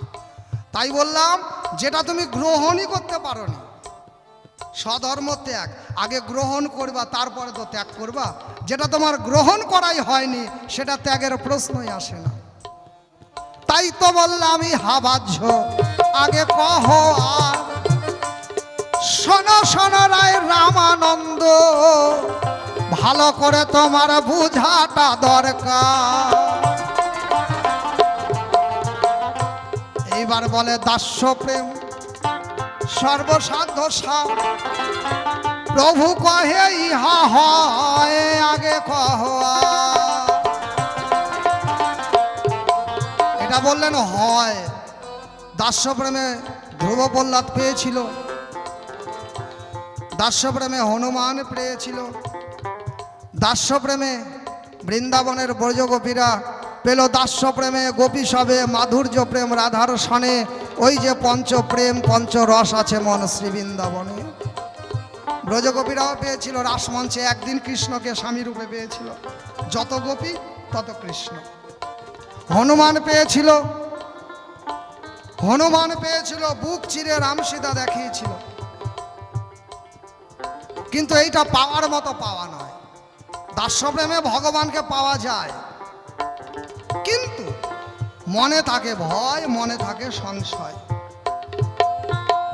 দাস্য প্রেমে গোবিন্দের প্রতি ওরে মনে থাকে ভয়, না জানি গোবিন্দের চরণে কিসে অপরাধ হয়। দাস্য প্রেমে মনে থাকে ভয়, মনে থাকে সংশয়, সবসময় আতঙ্কে থাকে ভক্তরা, না জানি গোবিন্দের চরণে কিসে অপরাধ হয়। এই জন্য দেখবেন যারা দাস্য প্রেমে থাকে তারা দেখবেন সব সময় পরিষ্কার পরিচ্ছন্ন, স্নান ধ্যান, খুব ছুচিবাই হয়ে থাকে। বাবা হরিবল হরিবল। তারা গোবিন্দের সঙ্গে একাত্মা হতে পারে না। তাই বললাম ইহা হয় আগে কহ। বলে স্বধর্ম ত্যাগ সর্ব, ও বলে জ্ঞান শূন্য ভক্তি সর্বসাধ্য সার, প্রভু কহে ইহা হয় আগে কহ। এই জ্ঞান শূন্য মানে জ্ঞান হারা পাগল নয়, অজ্ঞান নয়, তবে কোন জ্ঞান শূন্য হবে? শোনো শোনো রামানন্দ আমার কথা লবে। জ্ঞান শূন্য, জ্ঞান শূন্য শব্দে আমরা কি বুঝি? অজ্ঞান। জ্ঞান শূন্য মানে কি? অজ্ঞান বা পাগল। এখানে কি তাই বলেছে? না। জ্ঞান শূন্য, কোন জ্ঞান শূন্য করতে বলেছে? আমি রাজা, আমি জমিদার, আমি উকিল, আমি ডাক্তার, আমি মাস্টার, আমি জজ, আমি ব্যারিস্টার, আমি ওই মাঠে 200 বিঘা 150 বিঘা জমির মালিক, আমি মাস্তান, আমি ঠিকাদার, আমি কন্ট্রাক্টর, আমি কোটিপতি, আমি আরবপতি, আমি খারবপতি। এইসব কোনো জ্ঞান থাকবে না। একটাই শুধু জ্ঞান থাকবে, আমি জমিদার, রাজা, মন্ত্রী, ধনী, এসব কোনো জ্ঞান থাকবে না। একটাই মাত্র জ্ঞান থাকবে, গোবিন্দ আমার, আমি গোবিন্দের, আমি গোবিন্দের নিত্য দাস, এই জ্ঞান থাকবে। আর সব জ্ঞান যখন বাহ্য হয়ে যাবে, জয় জয় রাধা গোবিন্দ প্রেমানন্দে বদন ভরে হরি হরি বলো। তাইতে বললাম ইহা হয় আগে কহ। আর বলে প্রেম ভক্তি মহাপ্রভু সর্বসাধ্য সার, প্রভু কয় ইহা হয়।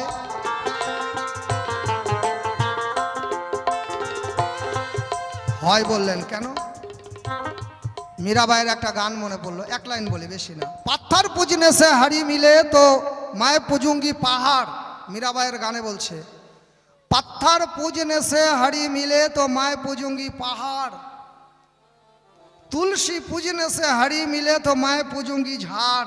বিরাট বিরাট তুলসীর বাগান লাগিয়ে ঝাড় করে তুলসী পূজা করব। दूध पीने से हरी मिले तो बहुत है गोवत्स बाला, मीरा कहे बिना प्रेम से ना मिले नंदलाला। राधे राधे। प्रेम बिना प्रेम से ना मिले नंदलाला। তাহলে প্রেম সঙ্গে যুক্ত হলো ভক্তি। প্রেমের সঙ্গে যখন তোমার ভক্তি যোগ হলো,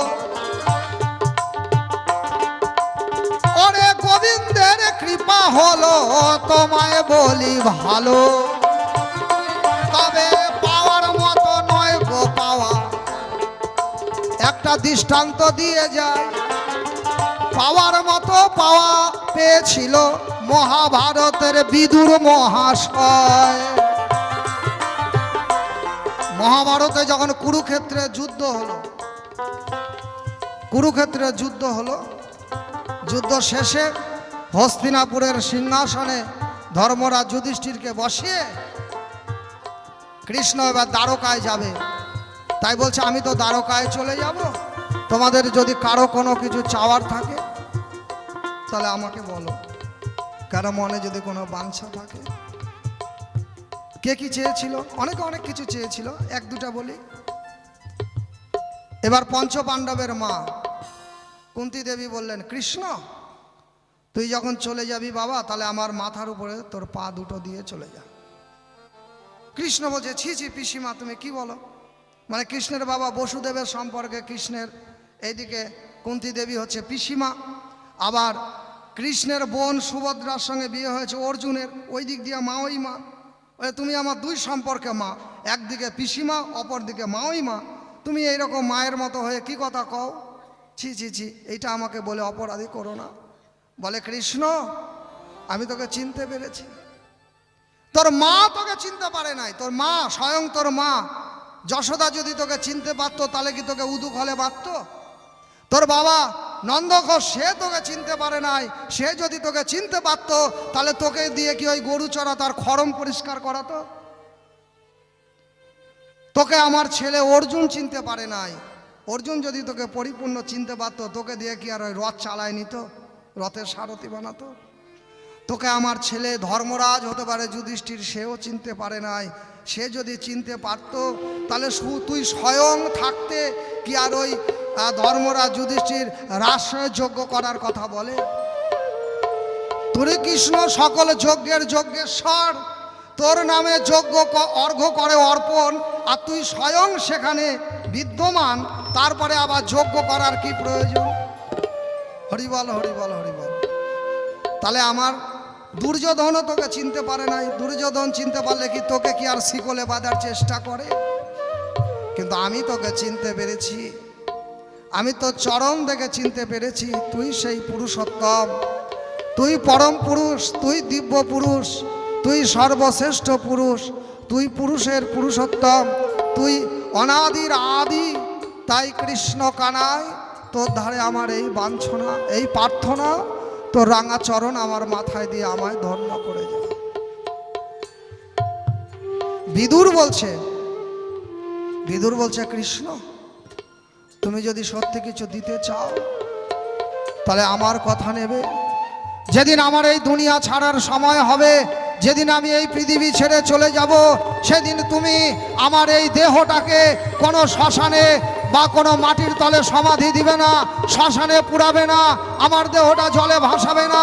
আমার এই দেহ যেন তোমার দেহের সাথে বিলীন হয়ে যায়, আর আমার আত্মা যেন তোমার আত্মায় বিলীন হয়ে যায়। আমি তোমাতে লীন হতে চাই, পুনর্জন্ম আর নাহি চাই। জয় জয় নিতাই গৌর সীতানাথ প্রেমানন্দে হরি হরি বল। তাহলে আমি তোমার হয়ে যেতে চাই চিরতরে। একেই বলে পাওয়ার মতো পাওয়া, চাওয়ার মতো চাওয়া। অগ রামানন্দ রায় তাই চারটা বাহ্য তিনটা হয়, শোনো মহাশয়। তোমার কথা শুনে আমার একটা মারোয়ারির গল্প মনে পড়লো। এই গল্পটাই অসীম সরকার তার ক্যাসেটে দিয়েছিল। আজকে সেই গল্পটাই আমার একটু মনে পড়ে যায়। তোমার জবাব হয়েছে মারোয়ারির বুদ্ধির ন্যায়। তোমার জবাবগুলো সেরকম হয়ে গেছে রামানন্দ রায়, তাই তোমার একটা উত্তম বলে কিছু হয় নাই। তাই একবার প্রাণ ভরে ধ্বনি দেওয়া চাই। এবার একটু বসে যাই। জয় জয় রাধা গোবিন্দ প্রেমানন্দে, সাধু গুরু বৈষ্ণব প্রীতি প্রেমানন্দে, আপন আপন গুরু গোসাই প্রেমানন্দে। একবার হরি হরি বলো, হরি বল হরি বল হরি বল হরি বল। আসছে এবার রামানন্দ রায়, দেখি কোন ভাবে কোন কথা কয়। আমার গৌরাঙ্গ মহাপ্রভুর বাণী, তাহলে কোনটা হয় কোনটা বাদ গেল তার মানেটা কি আপনাদের সকলের বোঝানো হলো। আমার যা জিজ্ঞাসা ছিল সঠিক দিয়েছে জবাব, জবাবের নাই অভাব। তথাপি বাবা বাউলের স্বভাব, শোনা শোনা মহাপ্রভু আমি তোমারে জানাই, দ্বিতীয়বারে তোমার কাছে কিছু জিজ্ঞাসা করতে যাই।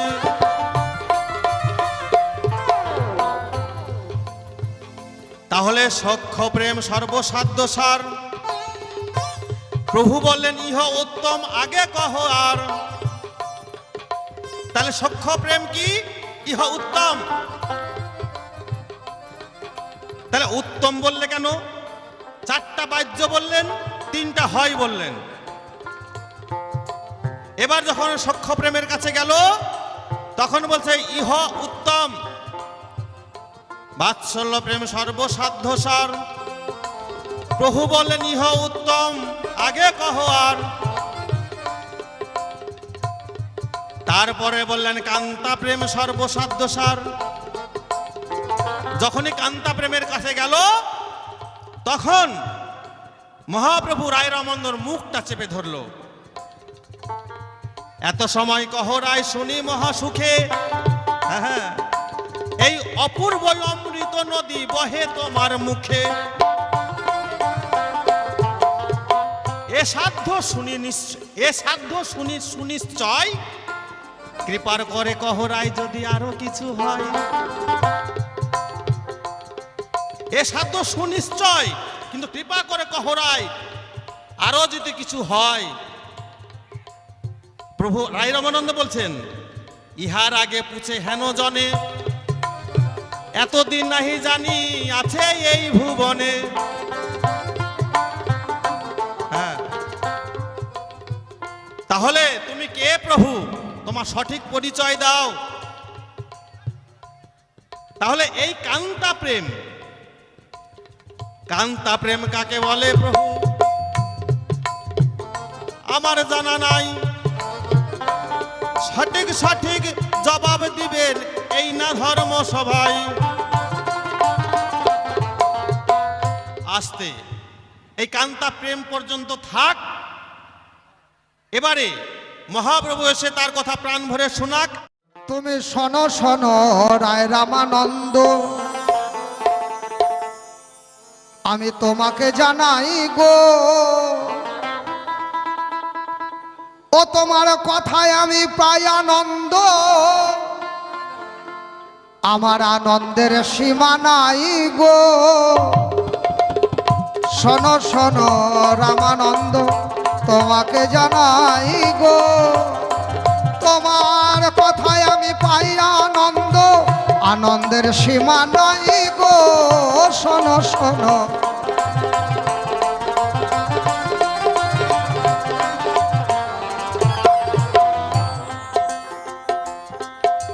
তুমি যখন বললে সখ্য প্রেম সর্বসাধ্য সার, প্রভু কহে ইহাই উত্তম আগে কহ।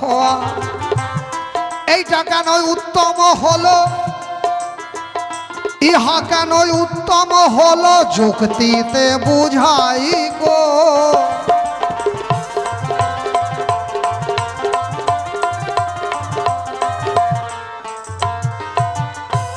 সখ্য প্রেমে গোবিন্দকে পেয়েছিল কারা? বৃন্দাবনের ব্রজ বালক যারা, শ্রীদাম সুদাম দাম্ব সুদাম যারা, তারা গোবিন্দকে পেয়েছিল সখ্য প্রেমে। সখ্য প্রেমে ভক্ত ভগবান একাকার হয়ে যায়।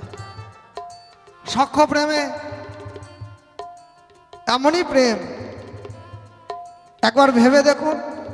শ্রীদাম সুদাম দাম্ব সুদাম যারা গোচরণে যায়, তারা গোচরণে গিয়ে বন থেকে ফল পাড়ে, ফল পেড়ে সব ফল আগে এক কামড় করে খায়।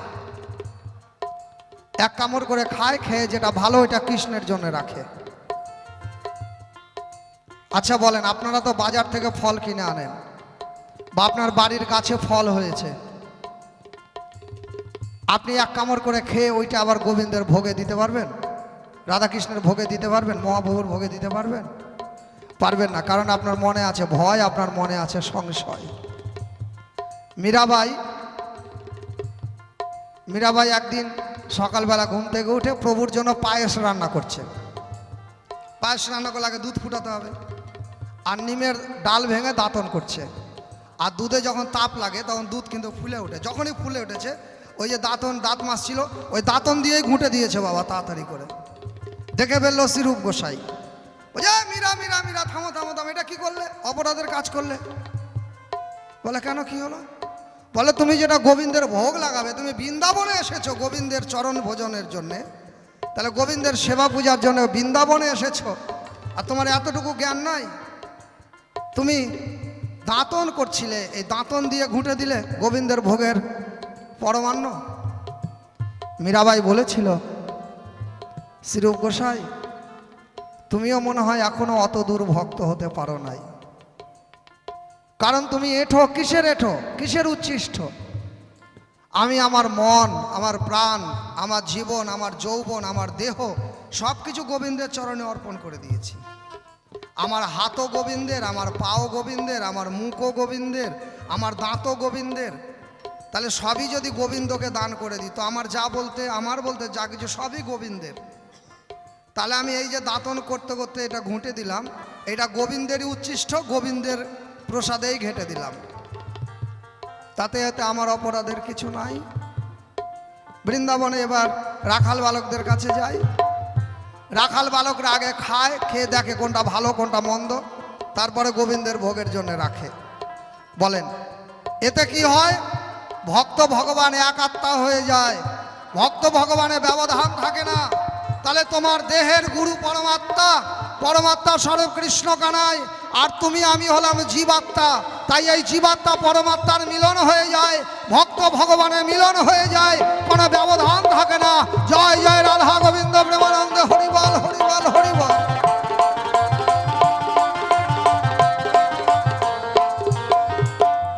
তাই তো ইহাই উত্তম হলো, তোমার ধারে বলাই ভালো। এই রাখাল বালকরা কৃষ্ণের ঘাড়ে চড়েছিল, একটু বলতে চাই গো,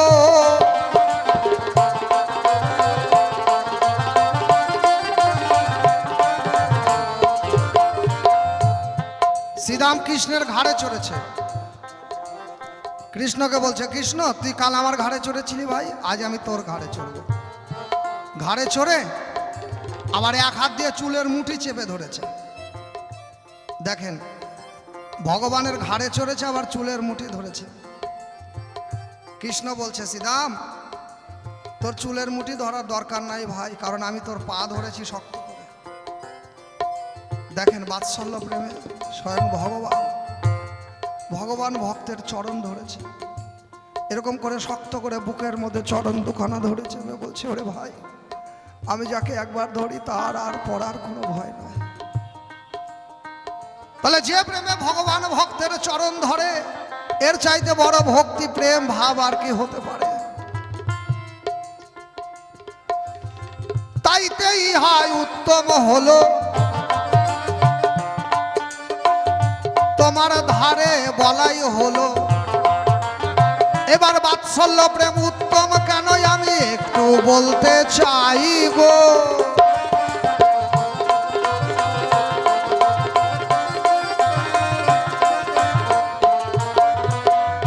বাৎসল্য প্রেম মায়ে ছেলের প্রেম, বাবা ছেলের প্রেম। আসতে বলছেন সখ্য প্রেমটা কেমন, মানে বন্ধু। বলছে সখা সখ্য করে স্কন্দে আরোহণ, তুমি কোন বড় লোক তুমি আমি সম। তাহলে যারা বন্ধু তারা সমান সমান হয়। তাহলে কৃষ্ণের ঘাড়ে উঠেছিল তার বন্ধুরা শ্রীদাম, দাম, বসুদাম, বলরাম, আর কৃষ্ণ তাদের ঘাড়ে উঠেছিল, আর কৃষ্ণকেও তারা ঘাড়ে উঠিয়েছিল। তাই লেখা আছে কি, সখা সখ্য করে স্কন্দে আরোহণ, তুমি কোন বড় লোক তুমি আমি সম। তাহলে দুজন যদি সমান সমান হয়, তাহলে কৃষ্ণ প্রেমে পাপ মুক্তি হয়। কেন বলরামের নামে কেন বৃথা চলে যায়? সখার নাম করলে পরে কেন মুক্তি হয় না? বলো বলো ও প্রভুগণ, তোমারে জানাই গো, এসো এসো এসো প্রভু।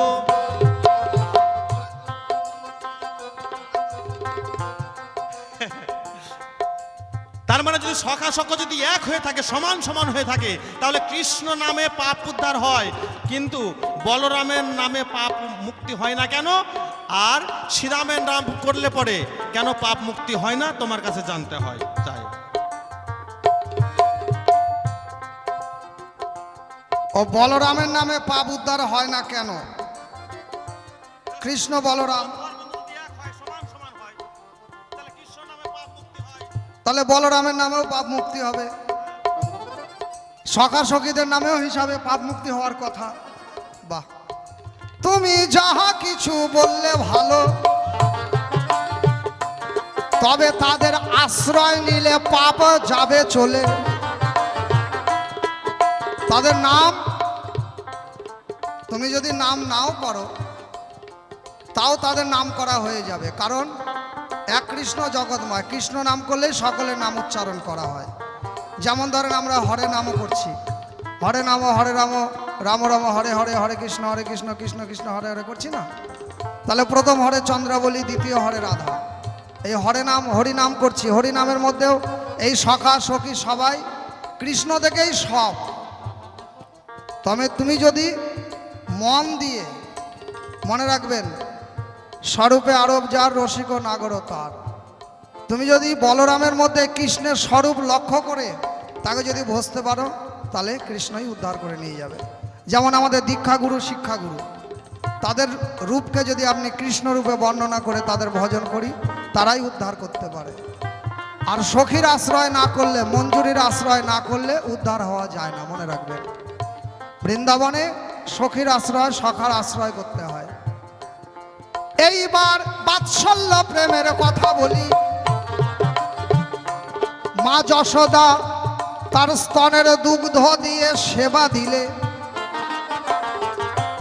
আমরা নদীর জল, জমির ফসল, গাছের ফল, এই সব দিয়ে আমরা গোবিন্দের সেবা দিই। আর মা যশোদা নিজের স্তনের দুগ্ধ দিয়ে গোবিন্দকে সেবা দিয়েছে।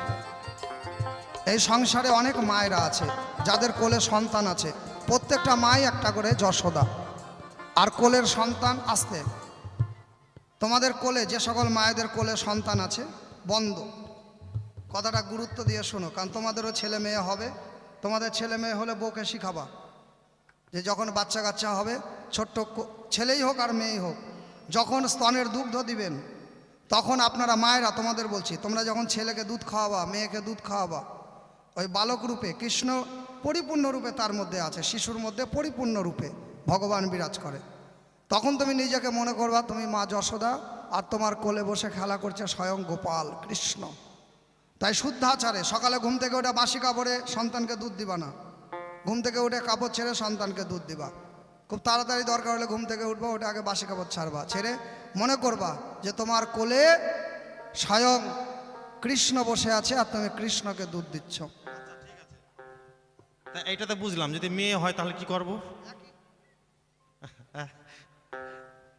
একই একই, হ্যাঁ, কৃষ্ণ ভাবতে হবে। কারণ এই দেহটা নারী পুরুষ হয়, কিন্তু আত্মা কোনোদিন নারী পুরুষ হয় না। এই জন্মে আপনি ছেলে আছেন, তুমি আমি ছেলে হয়েছি, দেখা গেল আগের জন্মে তুমি আমি মেয়ে ছিলাম, এই জন্মে ছেলে হয়েছি। আত্মা কখনো নারী পুরুষ হয় না, নারী পুরুষ শুধু দেহটা হয়। আর তুমি যার সম্মান করবে সেটা এই দেহের মধ্যে যেজন আছে তাকে। হরিবল হরিবল। কি বাবা?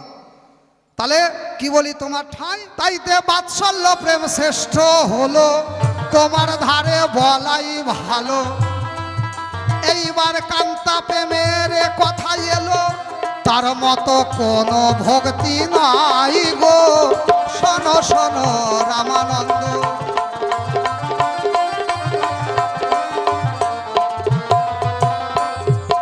কান্তা প্রেম, কান্তা প্রেম, কান্তা শব্দ হচ্ছে প্রেমিকা বা নায়িকা বা সহধর্মিনী বা অর্ধাঙ্গিনী।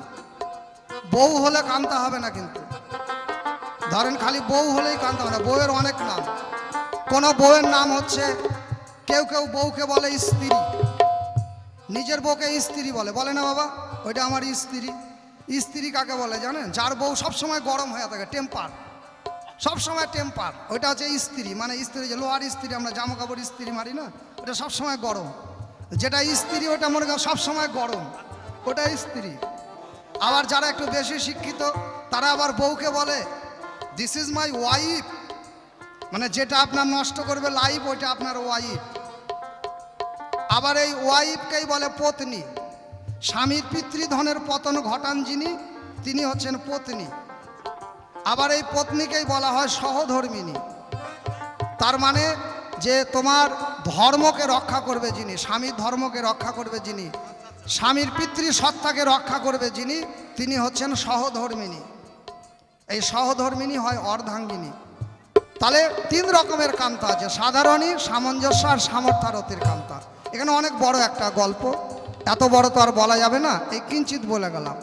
যদি সামর্থ্যারতির কান্তা হয় তবেই তো সর্বশ্রেষ্ঠ হয়। তাই রাধার তুল্য কেউ ভবে নাই, রাধার তুল্য কেউ ভবে নাই, জানাই আজ সভায় গো শোনো শোনো রামানন্দ।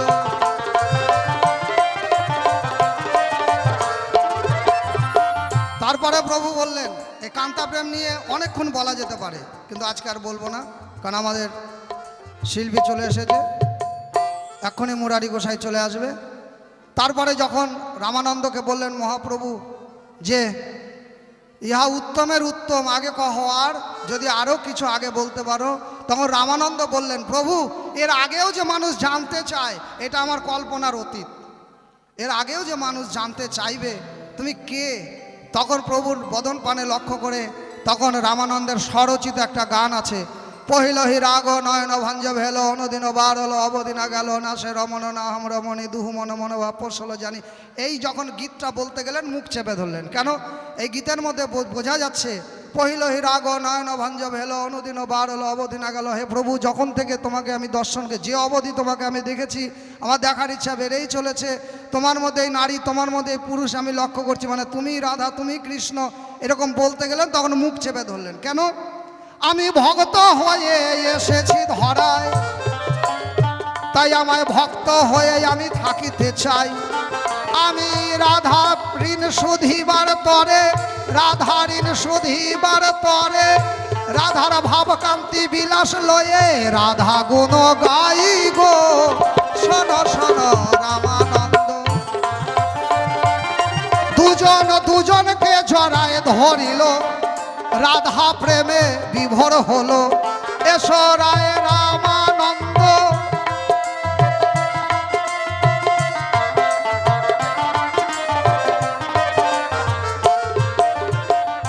এইবার রায় রামানন্দ মহাপ্রভু মিলন হলো, চাঁদ বদনে হরি বলো, রাধা প্রেমে গড়া দিল, রাধা প্রেমে গড়া দিল, দুই দুজনাই গো শোনো শোনো রামানন্দ। তবে থাক, আর বেশি কথা বলবো না, এইখানেতে ছেড়ে গেলাম কাব্য আলোচনা। তবে আর কেনই আমি বলি বেশি বেশি, বেশি বলে কেনই আমি হতে যাব দোষী। এই পালা যদি সারা রাত ধরে গাই তবু শেষ হওয়ার কিন্তু কথা নয়, তাই অল্পতে এইখানে দিলাম বিবরণ। তবে আর বেশি কথা বলবো কি কারণ? তবে গানের ছন্দে যদি মন্দ কিছু বলি আপনারা সাধুগুরু বৈষ্ণব সবাই দিবেন চরণ ধুলি। সুর ও ছন্দ তালে হলে কোনো ভুল আমার ভুলগুলো করে নেবেন চরণের ফুল। আসরে আছে যত মাতৃ জাতি সকলের চরণেতে জানাই গো প্রণতি। নবীন সাধু ভাই ভুল ত্রুটি করি অবশ্যই ক্ষমা ভিক্ষা করে দিবেন করি। তবে থাক, আর বেশি কথা বলবো না, এইখানে ছেড়ে যাই কাব্য আলোচনা। এইখানেতে করি গন্ধ রাধা গন্ধেশ্বরী, জয় জয় রাধা কৃষ্ণ প্রেমানন্দ, সাধু গুরু বৈষ্ণব প্রেমানন্দ। একবার বলুন হরি হরি, হরি বল, হরি বল, হরি বল, হরি হরি বল। জয় গুরু জয়, জয় গুরু জয়।